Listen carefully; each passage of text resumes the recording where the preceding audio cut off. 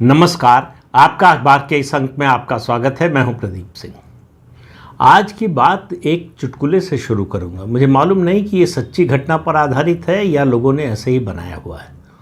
बात कहते हैं चंडीगढ़ की है। चंडीगढ़ के एक सेक्टर की जो मार्केट है उनका, उसके एक सेक्टर की जहां सबसे महंगी चीज़ें और सबसे ब्रांडेड चीज़ें बिकती हैं, वहाँ के बारे में एक व्यक्ति आया, दुकान में घुसा और कहा कि मुझे ये टीवी चाहिए।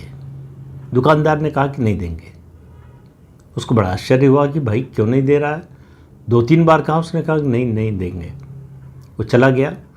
फिर गया और जो है उसने अपनी पूरी वेशभूषा बदली है। गया नाई की दुकान पर, अपना सर मुंडवा दिया, दाढ़ी थी तो दाढ़ी मुंडवा दी, और उसके बाद फिर से आया, कहा मुझे ये टीवी चाहिए। उसने कहा कि नहीं देंगे। फिर वो जिद करता रहा, लेकिन दुकानदार तैयार नहीं हुआ। फिर वो गया और थोड़ी देर बाद आया बुर्का पहन के, कहा कि मुझे ये टीवी चाहिए। दुकानदार ने कहा तुम्हें नहीं देंगे। तो बोला यार, तुम बार बार मुझे पहचान कैसे जा रहे हो, और तुम दुकान खोल कर बैठे हो, सामान बेच रहे हो, सामान तुम्हारी दुकान में रखा है, मैं पैसा दे रहा हूँ, ख़रीदने आया हूँ, तुम कह रहे हो तुम्हें नहीं बेचेंगे, तो ऐसा क्या कारण है। दुकानदार ने कहा जब तक तुम वॉशिंग मशीन को टीवी बताते रहोगे तब तक तुम्हें नहीं बेचेंगे। तो मुझे इस चुटकुले से जो है याद किसकी आती है? राहुल गांधी की। अपना कुछ नहीं है, मतलब अपनी समझ नहीं है, क्या है सामने ये दिखाई नहीं दे रहा है। दूसरों की टूल किट पर चलते हैं, दूसरों के बताए हुए रास्ते पर चलते हैं, चलने की कोशिश करते हैं। तो अपना जब तक ओरिजिनल कुछ नहीं होता तब तक बात बनती नहीं। तो जॉर्ज सोरोस की यूनिवर्सिटी से एक नया टूल किट निकला। पिछले दिनों आपने देखा होगा, और अभी मैंने पिछले वीडियो में भी, कल के वीडियो में उसका जिक्र किया। उन्होंने भविष्यवाणी की कि भारत में आर्थिक सुनामी आने वाली है, तेल के दाम बढ़ जाएंगे, महंगाई बढ़ जाएगी, बेरोज़गारी बढ़ जाएगी, और प्रधानमंत्री नरेंद्र मोदी इस सब पर कंट्रोल नहीं कर पाएंगे, उनको इस्तीफा देना पड़ेगा। उन्होंने भविष्यवाणी कर दी कि मोदी 1 साल से ज़्यादा प्रधानमंत्री नहीं रहेंगे, और अगर रहना चाहेंगे तो इमरजेंसी लगाएंगे। अब ये सब कोई वही व्यक्ति बोल सकता है जो अपने दिमाग का इस्तेमाल ना करता हो, जो दूसरों की रटाई हुई बात को, दूसरों के रटाए हुए एजेंडे को, या कहें दूसरों के बताए हुए नैरेटिव को चलाने की कोशिश करे। अगर राहुल गांधी अपने दिमाग का इस्तेमाल करते, थोड़ा सा भी इस्तेमाल करते, तो देखते कि दुनिया भारत को किस नज़र से देख रही है, भारत की अर्थव्यवस्था की क्या पहचान है दुनिया में। यहाँ छोड़ दीजिए सरकार क्या बोल रही है, सरकार क्या दावा कर रही है, प्रधानमंत्री क्या बोल रहे हैं, उनके मंत्री क्या बोल रहे हैं, उस पर विश्वास बिल्कुल मत कीजिए। लेकिन दुनिया पर जो लोग हज़ारों करोड़ रुपया भारत में लगाने आ रहे हैं, क्या आपको लगता है कि उनको कुछ दिखाई नहीं दे रहा है कि भारत की अर्थव्यवस्था डूबने जा रही है और वो पैसा लगाने आ रहे हैं? वो बड़ी मुश्किल से पैसा कमाते हैं और वहीं पैसा लगाते हैं जहां उनको दिखाई देता है कि उनका पैसा बढ़ेगा, मुनाफा बढ़ेगा, लाभ होगा। उस अर्थव्यवस्था में लगाते हैं जहां उनको दिखाई देता है कि ये आगे बढ़ने वाली है, विकास करने वाली है। और आप देखिए दुनिया की बड़ी बड़ी कंपनियां कमिट कर रही हैं कि हम 2026 से 2030 के बीच में इतने $100 बिलियन जो है खर्च करेंगे। और एक कंपनी नहीं है, कई कंपनियां हैं। लगातार ये घोषणाएं हो रही हैं, और कई कंपनियों ने इन्वेस्टमेंट शुरू भी कर दिया है। एप्पल जैसी कंपनी है जो भारत में आईफोन बना रही है, और आपको मालूम है कि अमेरिका में जितना आईफोन बिकता है वो सब भारत में बना हुआ है। इसी तरह से भारत सरकार ने जो PLI स्कीम शुरू की, प्रोडक्शन लिंक्ड इंसेंटिव, यानी आप प्रोडक्शन बढ़ाएंगे, रोज़गार बढ़ाएंगे तो सरकार इंसेंटिव देगी, पैसा देगी आपको। वो स्कीम पूरी तरह से सक्सेसफुल रही है। हम जो कंजम्पशन बेस्ड इकॉनमी थे उस पर तो हैं ही, साथ साथ मैन्युफैक्चरिंग में भी बढ़ रहे हैं। इस क्राइसिस के दौरान हमारा एक्सपोर्ट बढ़ा है, हमारी मैन्युफैक्चरिंग बढ़ी है, हमारा जो है GST कलेक्शन बढ़ा है। तो अगर ये सब अपनी पार्टी में ही किसी से पूछ लेते राहुल गांधी तो उनको पता चल जाता। लेकिन अगर आप अपने को महाज्ञानी समझते हैं और आपको लगता है कि मुझसे ज़्यादा कोई ज्ञानी है नहीं, तो आप इसी तरह का काम करते हैं। और अगर आप उधार के सिंदूर से सुहागन बनना चाहते हैं तो आपका हश्र यही होता है जो राहुल गांधी का हो रहा है। जॉर्ज सोरोस के लोगों ने उनको समझाया, बताया कि देखो तुम्हारा समय आने वाला है, तुम देश के नेता बनने वाले हो, लोगों का विश्वास तुम पर बढ़ने वाला है और नरेंद्र मोदी पर विश्वास घटने वाला है, नरेंद्र मोदी की साख गिरने वाली है। क्यों? स्ट्रेट ऑफ हॉर्मुज बंद हो गया है। तेल का आवागमन, जो दुनिया का 22% ऑयल जो है उसी रास्ते से आता जाता है, वो बंद हो गया है। तो ऑयल की सप्लाई कम हो गई है, तो ऑयल का दाम बढ़ गया है, गैस का दाम बढ़ गया है। उसके अलावा ईरान जिस तरह से खाड़ी के देशों पर हमला कर रहा है, उनके इंफ्रास्ट्रक्चर पर हमला कर रहा है, उसकी वजह से खाड़ी के देशों से जो है तेल और गैस की आपूर्ति में कमी होगी। तो उसका नतीजा क्या होगा कि तेल के दाम बढ़ेंगे, खाद के दाम बढ़ेंगे और दूसरे सामानों के दाम बढ़ेंगे, और सरकार मजबूर हो जाएगी कि इन चीज़ों का दाम बढ़ाए, यानी कंज्यूमर से ये बढ़े हुए दाम को वसूले। और उसका मतलब होगा महंगाई बढ़ेगी। महंगाई बढ़ेगी, रोज़गार के अवसर कम होंगे क्योंकि प्रोडक्शन कम होगा। डिमांड कम हो जाएगी तो प्रोडक्शन कम होगा। महंगाई बढ़ने के कारण डिमांड कम हो जाएगी, डिमांड कम होने के कारण प्रोडक्शन कम हो जाएगा, प्रोडक्शन कम होगा तो बेरोज़गारी बढ़ेगी। और ऐसे में जॉर्ज सोरोस के पैसे पर पलने वाले कई ऐसे संगठन हैं भारत देश में जो उनके इशारे पर सड़क पर उतरने को तैयार रहते हैं। वो सड़क पर उतरेंगे और उन सब का नेतृत्व राहुल गांधी करेंगे। तो राहुल गांधी प्रतिरोध के नेता बनेंगे, तो राहुल गांधी जनता की आवाज़ बनेंगे। सरकार के खिलाफ वो सरकार जो महंगाई बढ़ा रही है, बेरोजगारी बढ़ा रही है, जो अर्थव्यवस्था को कंट्रोल नहीं कर पा रही है, उसके खिलाफ सिर्फ एक ही नेता खड़ा है जिसका नाम है राहुल गांधी। तो इसलिए जब वो बोल रहे थे कि इस देश में आर्थिक सुनामी आने वाली है, तब आप याद कीजिए उनका चेहरा। अगर भूल गए हों तो आप YouTube से वो वीडियो निकाल कर उनका देख लीजिए। खुशी में जैसे ऐसा लग रहा था कि अब राहुल गांधी के राज तिलक की तारीख तय हो गई है, इस कदर खुशी थी उनके चेहरे पर। आप बताइए किसी भी देश में ऐसा कौन सा व्यक्ति होगा जो अपने देश की बर्बादी की आशंका पर खुश हो जाए। राहुल गांधी को तो इस पर दुखी होना चाहिए था। अगर देश की चिंता होती उनको, कहते कि सबको मिलकर इस संकट का सामना करना चाहिए और इस संकट को जितना लोगों पर इसका बोझ जितना कम से कम हो उसकी कोशिश करनी चाहिए। लेकिन उनको मालूम नहीं था कि उनका पाला जो है, उनको मालूम नहीं था कि उनका पाला नरेंद्र मोदी नाम के व्यक्ति से पड़ा है, जो 2022 से इसकी तैयारी कर रहे थे। ऑयल के और गैस के स्ट्रेटजिक रिजर्व लगातार बढ़ाया जा रहा था और कुछ लोगों का कहना है, हालांकि इसकी कोई आधिकारिक पुष्टि न हुई है न कभी होगी, कि उनको इजराइल से पता चल गया था कि इजराइल, अमेरिका और ईरान का युद्ध होने वाला है, तेल का संकट हो सकता है। उसकी तैयारी सरकार ने पहले से कर रखी थी। उसके अलावा युद्ध के कारण अमेरिका ने रूस से तेल खरीदने पर प्रतिबंध हटा दिया, तो भारत तो पहले भी खरीद रहा था। तो उससे भारत को क्या फ़ायदा हुआ? फ़ायदा ये हुआ कि रूस का तेल बाज़ार में आ गया तो सप्लाई बढ़ गई। सप्लाई बढ़ गई तो दाम जितना बढ़ने की उम्मीद थी उतना नहीं बढ़ा।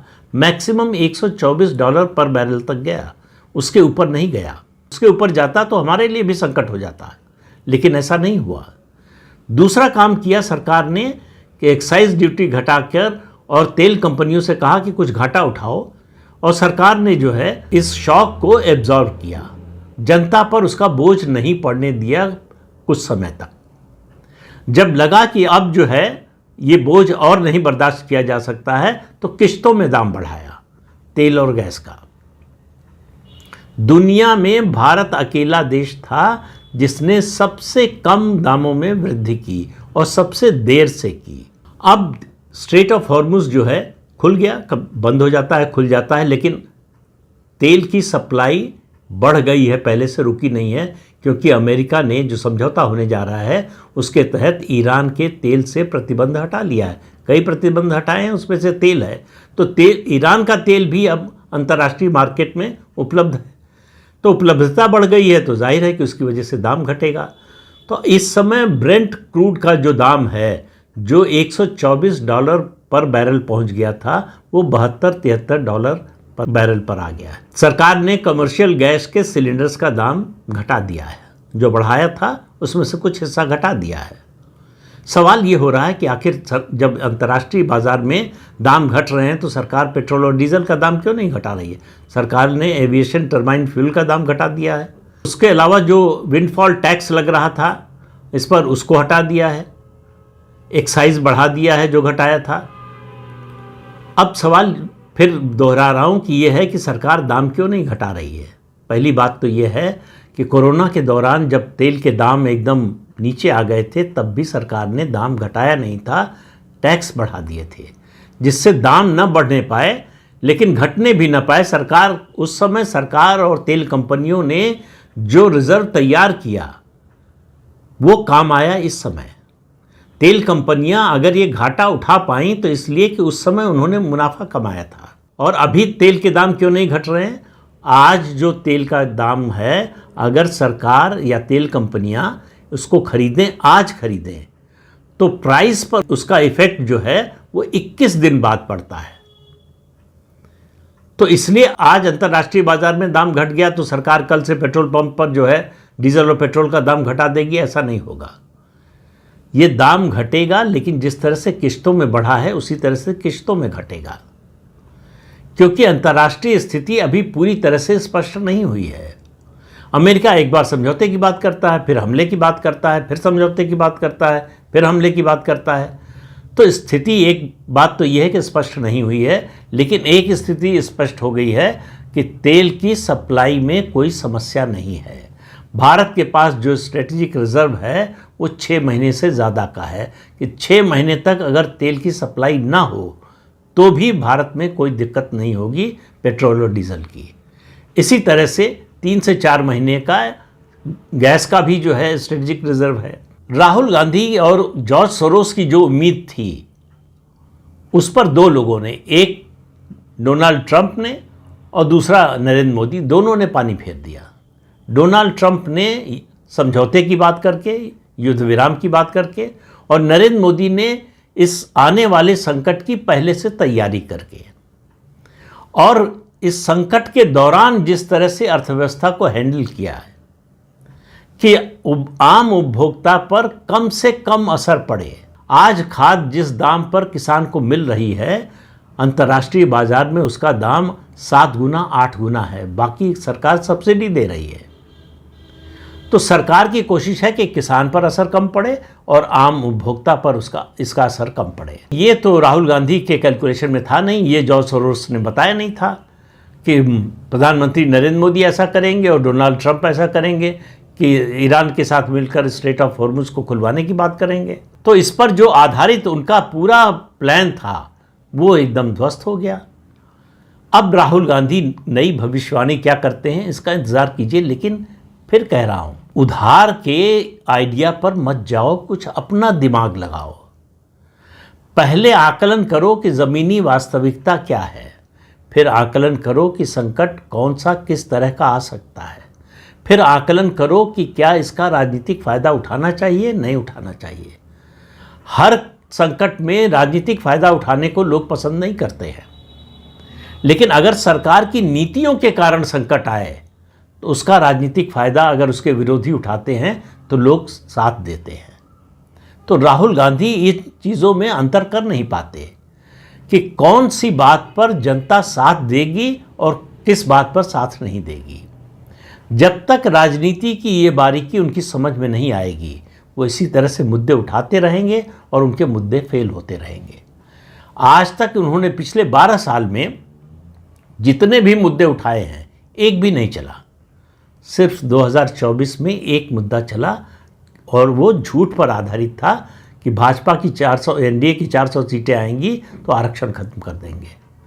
लेकिन वही है कि काठ की हांडी बार बार नहीं चढ़ती। भाजपा ने समझ लिया और उसका कोर्स करेक्शन किया और उसका नतीजा आप देख रहे हैं कि लोकसभा चुनाव के बाद से जितने विधानसभा चुनाव हुए हैं कांग्रेस बुरी तरह से मात खा रही है, भाजपा विरोधी पार्टियां बुरी तरह से मात खा रही हैं। अब तो हाल ये है कि चुनाव हार ही नहीं है, पार्टियों का विघटन हो रहा है और भारतीय जनता पार्टी की ताकत बढ़ती जा रही है।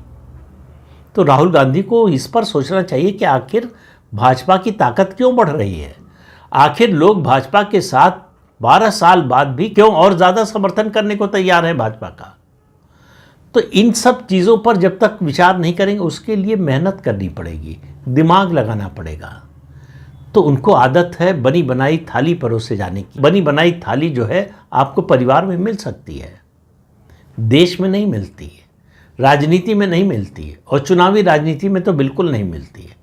इसमें पसीना बहाना पड़ता है, सड़क पर उतरना पड़ता है, लोगों के बीच जाना पड़ता है। जब तक ऐसा नहीं करेंगे तब तक कांग्रेस, अभी तो बात होती है कांग्रेस के रिवाइवल की, लेकिन समय जल्दी ही आने वाला है जब बात होगी कांग्रेस के सर्वाइवल की। सर्वाइवल का संकट, देश में आर्थिक सुनामी भले ना आए, लेकिन कांग्रेस के सर्वाइवल का संकट अगर यही हाल रहा तो बहुत दूर नहीं है। तो इस अंक में इतना ही। अगले अंक में फिर मिलेंगे किसी नए मुद्दे के साथ। तब तक के लिए अनुमति दीजिए। नमस्कार।